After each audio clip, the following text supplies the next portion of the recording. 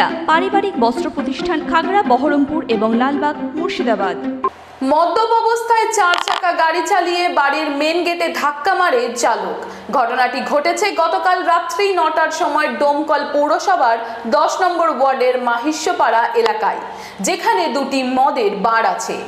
আর ওখানে প্রতিদিনের মতো গতকাল রাত্রে মদ খেয়ে 4 চাকা গাড়ির নিয়ন্ত্রণ হারিয়ে একটি বাড়ির মেন গেটে ধাক্কা মারার ঘটনা সামনে এলো।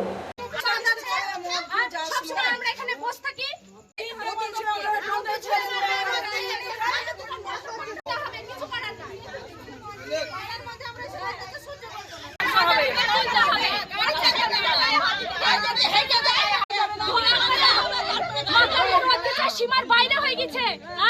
আপনারা যদি কোনো বিচার করতে পারেন, এর জন্য আমাদেরকে প্রত্যেক দিন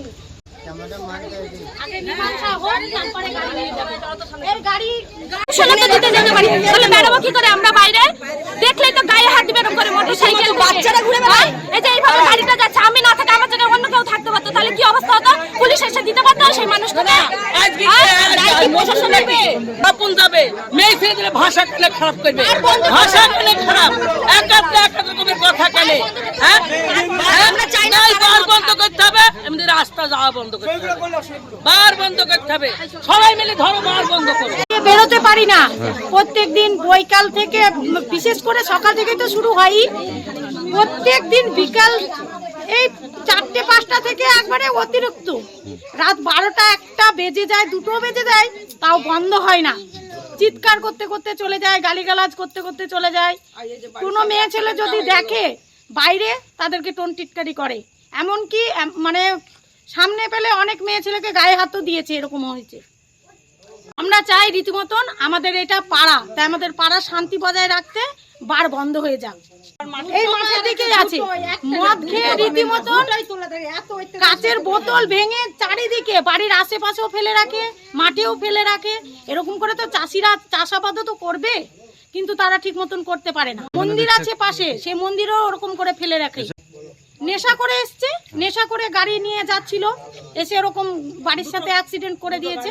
দুটো গাড়িতে তারা পালিয়ে গেছে, চলে গেছে। পুলিশ এসে, প্রশাসন এসে এই গাড়ির ড্রাইভারকে নিয়ে গেলেন ওদিকে। গাড়ি নিয়ে তো চলে যাচ্ছিল রীতিমতন, আমরা গাড়ি নিয়ে যেতে দিইনি।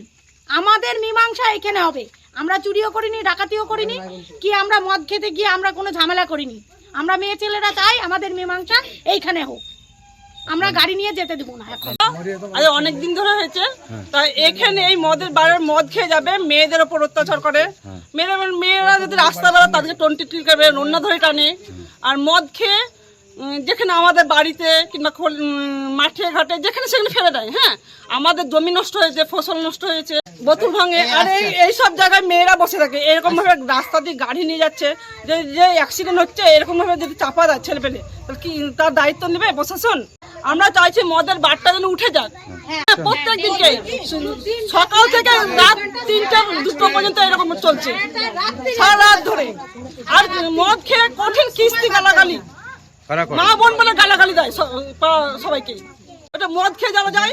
আমাদের পাড়া মাইসোপাড়া ডোমকল, তো আমাদের এই মাঠে একটা বার হয়েছে এবং দুটো মদের দোকান আছে।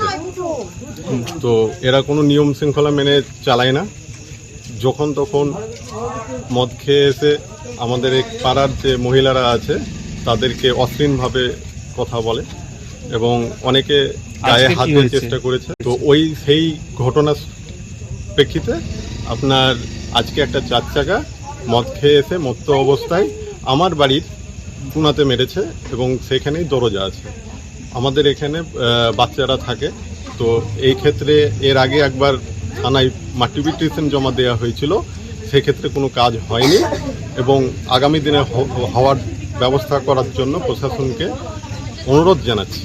কারণ আমরা এটা বসবাস করার জায়গা, এখানে আমরা সঠিকভাবে বসবাস করতে পারছি না একমাত্র এই দুটো মদের দোকানের জন্য। ওয়েস্টার্ন আউটফিট, ফ্যান্সি চুড়িদার, শাড়িতে রকমারি রঙের সমাহার, ফ্যাশনে এসেছে আজ নতুন সুনিতা, সুনিতা তোমার আমার, আজ পুজোর হাওয়া, নতুন চাওয়া। পোশাকের এই আমি রায় সুনিতা মন ছুঁয়ে যায় সুনিতা সুনিতা সুনিতা সবার সুনিতা 309 নেতাজি রোড খাগড়া বহরমপুর মুর্শিদাবাদ।